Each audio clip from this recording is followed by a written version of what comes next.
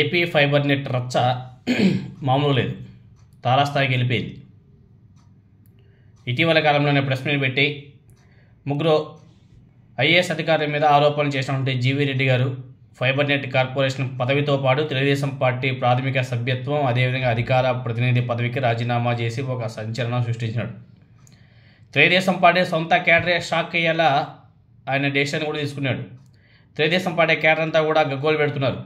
GV Reddy గారు లాంటి సమర్థత వ్యక్తిని ఎందుకు పోగొట్టుకున్నారు, ఒకసారి పరిశీలన చేసుకోండి అని చెప్పేసి తెలుగుదేశం పార్టీ అధ్యక్షుడు నారా చంద్రబాబు నాయుడు గారికి, అదేవిధంగా నారా లోకేష్ నాయుడు గారికి పోస్ట్ కూడా చేస్తున్నారు కొంతమంది తెలుగుదేశం పార్టీ కేడర్.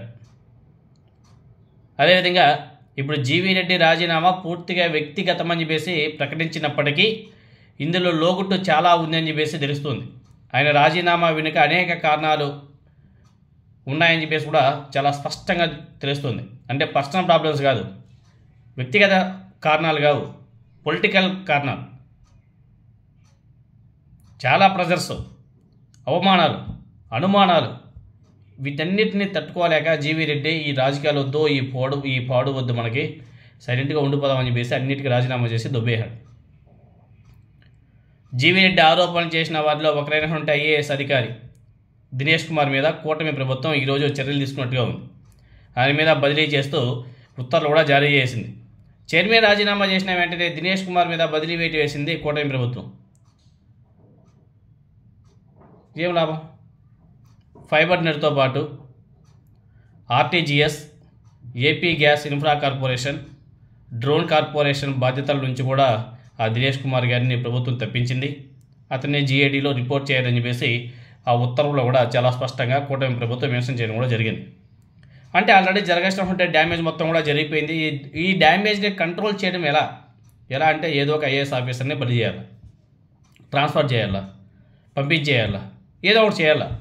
చేస్తే కానీ ఏదైతే ఈ డ్యామేజ్ జరిగిందో దాన్ని కంట్రోల్ చేయలేము అనేసి భావించినటువంటి తెలుగుదేశం పార్టీలో క్రియాశీలకంగా ఉన్నటువంటి జీవీ రెడ్డి అనూహ్యంగా రాజీనామా చేసి ఆ పార్టీకి సాగిస్తే ఇది కూటమి పార్టీల కేడర్లోనూ కాకుండా రాష్ట్ర వ్యాప్తంగా ఒక తీవ్ర చర్చనాంశమైంది.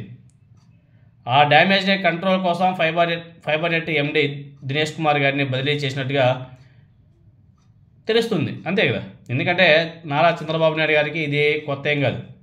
తన పార్టీకి ఎక్కడైనా సరే డ్యామేజ్ జరుగుతుంది, మన పార్టీకి సంబంధించి ఏ పొలిటికల్ లీడర్ అయినా సరే డ్యామేజ్ చేస్తున్నాడు అంటే అతని మీద ఏం చేయరు, ఆ పొలిటికల్ లీడర్ మీద ఎటువంటి చర్యలు తీసుకోరు, అతని మీద ఎటువంటి క్రమశిక్షణ చర్యలు తీసుకోరు. కానీ అక్కడే ఉన్నటువంటి ఆ డిపార్ట్మెంట్కి సంబంధించినటువంటి అధికారులను లేకపోతే ఐఏఎస్ ఆఫీసర్లను ఎవరో ఒకరో లేకపోతే ఇద్దరి మీద తప్పనిసరిగా అధికారుల మీద అయితే వేటు అయితే పడుతుంది. అదేవిధంగా అధికారులని ఏం చేస్తారో మనకు అందరికీ తెలిసిందే. దానికి ఎగ్జాంపుల్ ఇదిగో ఇదే, ఈ దినేష్ కుమార్ గారి ఎపిసోడే ఫైబర్ నెట్కి సంబంధించి.